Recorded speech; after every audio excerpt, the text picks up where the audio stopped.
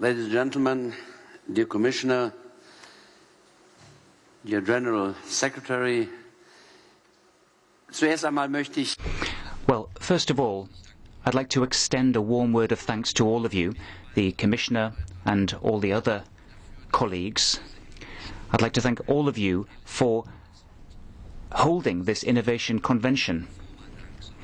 And this is not just pro forma, this is a thanks from the heart. Because I think that in terms of future developments in Europe, it is vitally important to get to grips with the issue of innovation and be very much on the offensive. Everyone's busy at the moment with these matters, and a lot of us see the situation with the monetary union and the financial crisis, and we can see that you might think that Europe is under threat, and you might think that everyone is purely focused on that. And some people are not terribly happy about that, but I am very happy that at precisely this point in time, everyone from the business world, from the scientific world, everyone is grouping together, pooling their resources, putting Europe firmly at the forefront and looking at the opportunities that exist in Europe. And we have major future challenges to take up. And I'm sure that we will be able to master those challenges. Science and innovation are keys to doing this. But of course, it's not enough just to know this and say, well, research and innovation need to be pursued. You need to have the necessary room for manoeuvre. You need to have adequate financing. And over the past 2 days, I think that you have hammered out the difficulties that need to be overcome by innovation in Europe. And I think it's remarkable. I think it's a great thing that we had the award of the Female Innovators prizes yesterday. Obviously, this is honouring a major innovation. This is great for the prize winners. But I think that we should reach a stage where innovation among women is just part and parcel of things. It's just something that we see every day.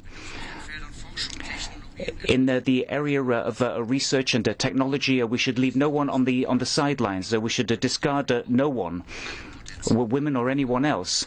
We all need to be involved. And entire regions in Europe, all the regions in Europe are not participating adequately in matters of innovation at the moment. This is this future of Europe that is at stake in a globalized world, after all. We need creative people. We need clever people if we want to hold our own in the face of worldwide competition. And I would join in the Chancellor's congratulations to the 3 prize winners whom we saw yesterday. And I hope that young Europeans will be inspired by their example. A few days ago, the Commission proposed its 8th research framework programme, Horizon 2020. And just in conclusion, to round off this Congress, I'd just like to share a few views from the European Parliament with you on this. You know that together with the Council, we are the co-legislator for Horizon 2020. So together with the Council and the Commissioner, we'll be negotiating all the details of Horizon 2020. And we will be instrumental in taking the decisions. And we've prepared very carefully over the past 2.5 years in the Parliament. We've got together with various experts, had preliminary consultations with them, talked about the various research and innovation projects. We've been in touch with the EET representatives. We've talked about people from scientific and economic circles, and we've tried to get a clear picture of how things are going with the research in Europe and beyond, outside Europe, and we've learnt a lot. Over the past 1.5 years, we've brought out 3 own initiative reports on innovation. We've given our views on it. And the Parliament has always been an ally of research and innovation. That's how we've always seen ourselves. And just to give you a few examples, under the leadership of our colleague Carvalho, we have brought out a report on the need to simplify the support procedures, the financing procedures for research reports, to make researchers' lives easier. We want to get industry more involved, small and medium-sized enterprises, and financing is vital for them. And I won't go into all the details, but you can rest assured that we will stay on the ball. We've seen the mid-term review from the Parliament on the 7th Research Framework Programme. We have said that the budget for research should be doubled. And this has been quite courageous on the part of the European Parliament. But given the difficult economic times we're going through, we think it's all the more important to invest in research and innovation. That's what the Parliament believes. And times of crisis should be used for investment, to invest in things like innovation and research, because it's investing in the future. We are firmly in favour of doing that. The Commission has made its proposal, Horizon 2020, and it has said that the financing should be increased considerably, and this is a step in the right direction as we see it. In September, the Parliament brought out its opinion on the Green Paper relating to the 8th Framework Programme. And under the leadership of our colleague Mr. Matthias, we worked on the principle of excellence. Excellence is vital for research. And we also need to draw on the potential that exists throughout Europe. And I mentioned this at the beginning of my presentation. Those member states who don't have a particularly well-developed research landscape, they need to be given the chance to catch up. The clever people there should be brought more to the fore. And there are some very specific proposals that have been made, setting up a centre for excellent research institutes, for example.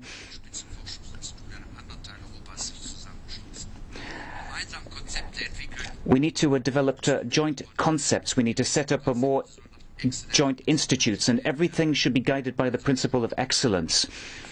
And structural fund resources should be used to make progress here.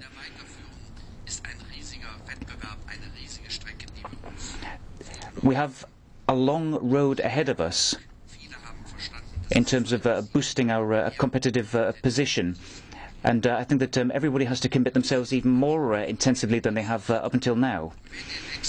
In the coming weeks and months, we'll be analysing the situation very closely, and we'll draw on your expertise as well, from the business world, from the scientific world, and I look forward to exciting debates in the near future.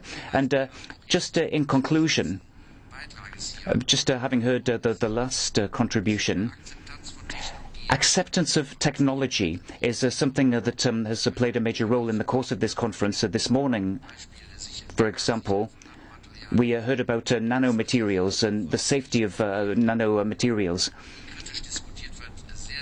And people often cast a critical eye over such matters. And when it comes to safety and impact assessments with regard to technology, I think that we shouldn't focus too much purely on the risk. We should look at the opportunities as well.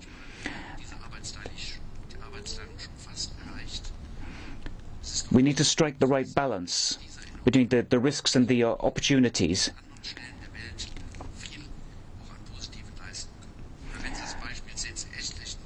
Because I think that we can make major progress. And we know that it is difficult to often to put your thoughts, to put your good ideas into practice, because people are often all too critical.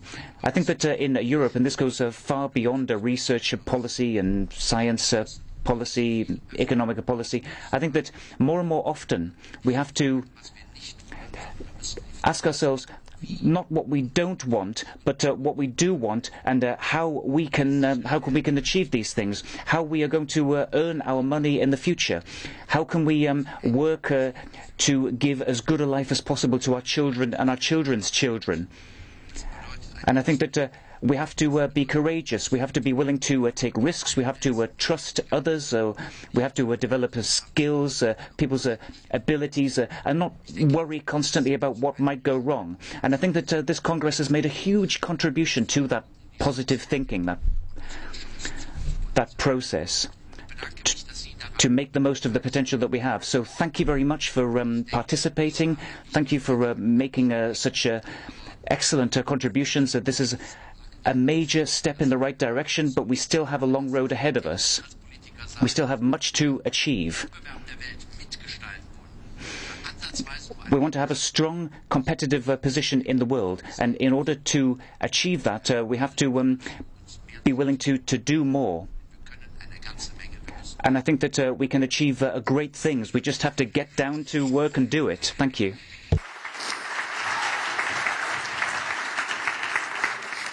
Yes, Mr. Reul, thank you very much for your encouraging words. And once again, a strong plea from your side and from the side of the European Parliament to keep on investing in research and innovation.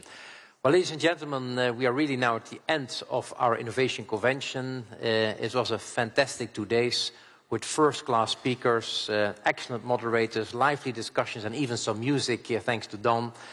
And I'm very, very grateful for the audience for the active participation. I would not like to close the conference without mentioning not the names, but the fact that there are so many people who have been working hard behind the scenes to make this possible. We have people working as conference organizers, as guardian angels, as moderators, as speakers, as people helping at the security. And I propose that we give all these people a big hand for all their work and dedication.